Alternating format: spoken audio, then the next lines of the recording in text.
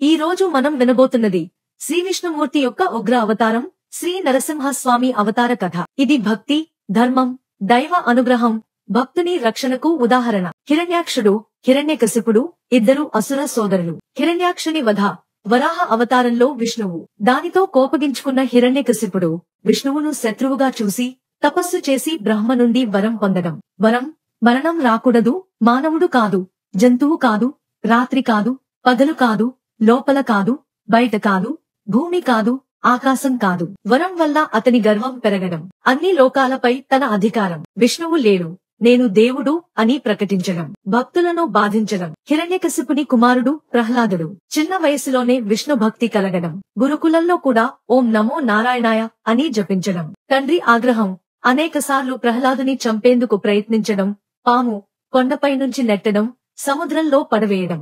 ప్రతిసారి విష్ణువు రక్షించడం.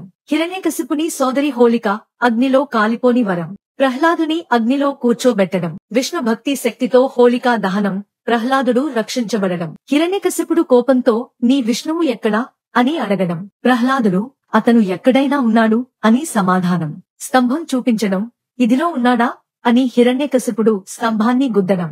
భీకర గర్జన, స్తంభం చీలడం. అర్ధమానవ, అర్ధసింహ రూపంలో నరసింహుడు ప్రత్యక్షం కావడం. ఉగ్రరూపం, కళ్లలో అగ్ని, గోర్లలో శక్తి. హిరణ్యకశిపుని పట్టుకోవడం. సాయంత్ర సమయం, రాత్రి కాదు, పగలు కాదు, గడియారం దగ్గర, లోపల కాదు, బయట కాదు. మోకాళ్లపై కూర్చోబెట్టడం, భూమి కాదు, ఆకాశం కాదు. గోర్లతో చీల్చి చంపడం, ఆయుధం కాదు, కానీ కత్తి లాంటి శక్తి. బ్రహ్మవరానికి విరుద్ధం కాకుండా వధ జరగడం. నరసింహుని కోపం తగ్గకపోవడం. భూదేవతలు, దేవతలు భయపడటం. ప్రహ్లాదుడు భక్తితో ప్రార్థించడం. నరసింహుడు ప్రహ్లాదుని దీవించి భక్తి మహిమ చెప్పడం. ధర్మం అనుసరించడం, భక్తుని రక్షించడం, భగవంతుని ధర్మం. అహంకారం ఎప్పటికీ శాశ్వతం కాదని సందేశం. ప్రహ్లాదుని రాజ్యాభిషేకం.